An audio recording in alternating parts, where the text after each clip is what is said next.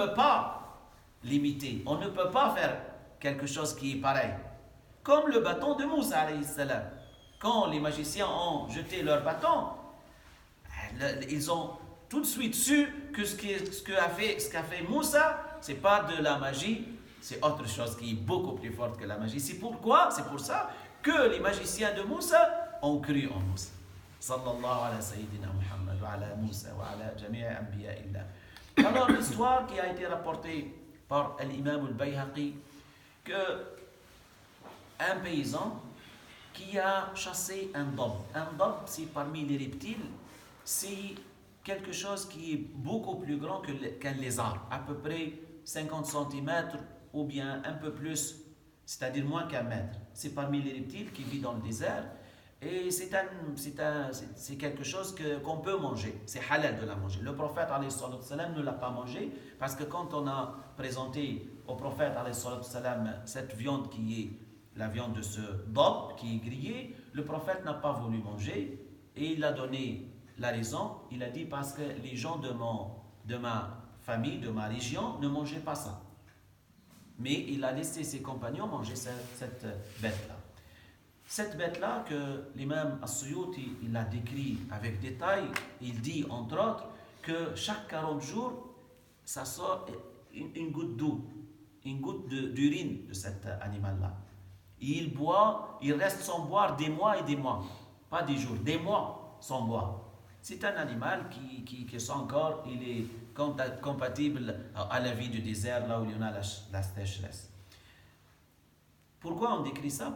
Pour montrer que c'est cet animal-là qui est, quand il meurt, hein, comme tous les autres créatures qui peuvent mourir.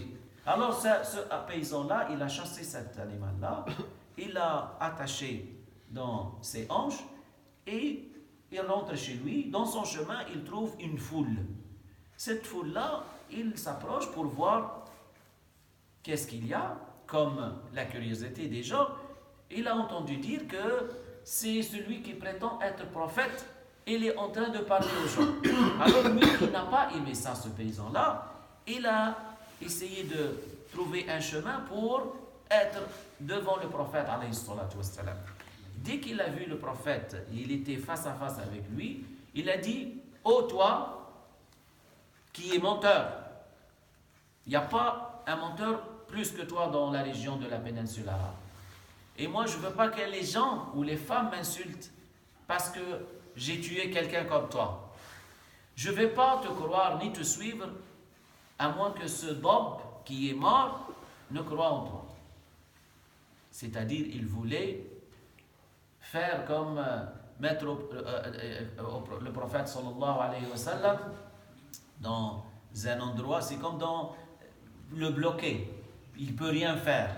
C'est-à-dire, le dab qui est mort, il ne peut pas pour lui témoigner pour le prophète, alors il va montrer aux gens que lui, il n'est pas prophète.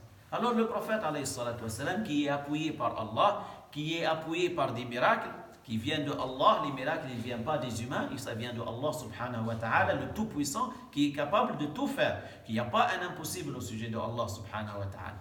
Tout ce qu'Allah veut est, tout ce qu'il ne veut pas n'est pas. Ce dab, le prophète alayhi salatu wa sallam le regarde, et il l'appelle: oh dab!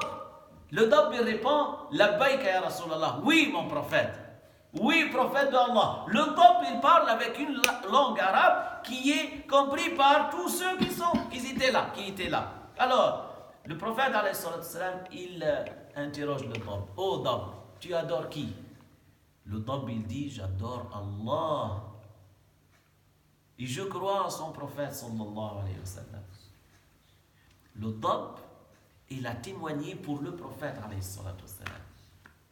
Le paysan, il n'avait qu'un seul choix, c'est de dire: ashhadu an la ilaha illallah wa ashhadu anna muhammadan rasulullah. Il a témoigné pour le prophète. Le paysan, il est parti à sa tribu il venait de Bani Sulaym. Alors il a raconté ce qu'il a vu, ce qu'il a vécu avec le prophète alayhi salam, et toute la tribu il s'est converti à l'islam. Il est revenu au prophète alayhi salam avec 1000 cavaliers, avec 1000 épées. Ils ont tous donné leur parole au prophète qu'ils veulent combattre avec lui. Alors le prophète il les a ordonné d'être avec le groupe qui sont dirigés par Sayyiduna Khalid ibn Walid. Subhanallah. 1000 personnes se sont converties. 1001 personnes parce qu'il y avait un miracle qui a appuyé le prophète alayhi salatu wassalam. Un autre miracle que le prophète alayhi salatu wassalam a vécu. Nous, on a dit que le prophète, il était dans le désert, il parlait avec des gens, il était tout seul, il essaye de les convertir à l'islam. Le prophète aussi, il a croisé un paysan, pas loin de Al-Kaaba, à la période où il était à la Mecque. Le prophète, il croise une personne, un paysan. Tout de suite, le prophète, il lui dit, est-ce que tu veux que je te montre un bien? Le paysan, il dit, c'est quoi ce bien-là?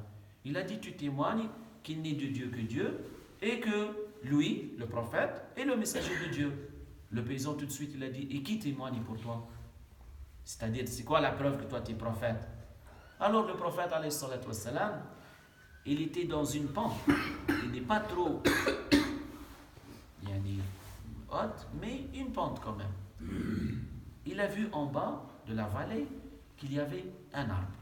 Le prophète, alayhi salatu wassalam, il a appelé l'arbre. Oh arbre, viens! L'arbre, il est venu en creusant la terre jusqu'à ce qu'il s'est mis devant le prophète alayhi salatu wassalam, et elle a dit Labbaïka ya Rasulallah. Oui, prophète de Allah. Il a dit qui suis-je? L'arbre, elle a dit je témoigne qu'il n'est de Dieu que Dieu et que tu es le messager de Dieu.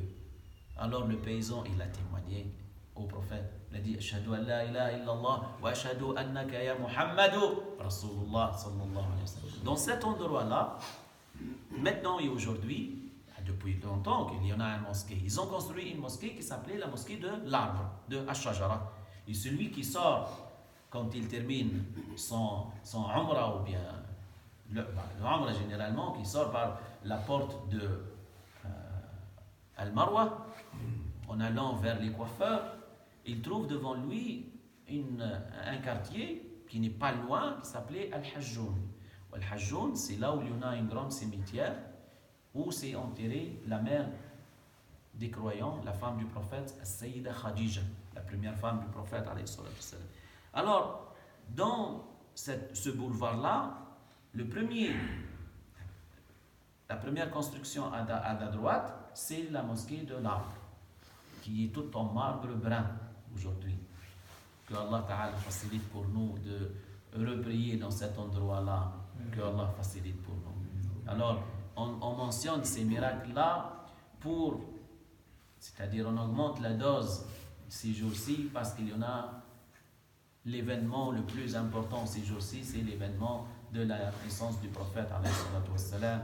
Que Allah Ta'ala augmente l'amour de notre bien-aimé prophète dans nos cœurs et que Allah facilite pour nous de suivre le chemin qui a été tracé par le prophète alayhi salatu wassalam dans les petits détails et dans les grandes lignes.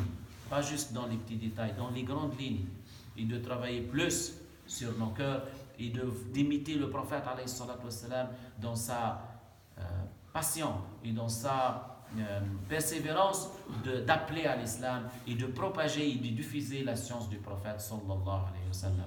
Subhanak Allahumma wa bihamdik, nashhadu an la ilaha illa ant, nastaghfiruka wa natubu ilayk, wa salli Allahumma ala Muhammadin wa ala alihi wa sahbihi wa sallim.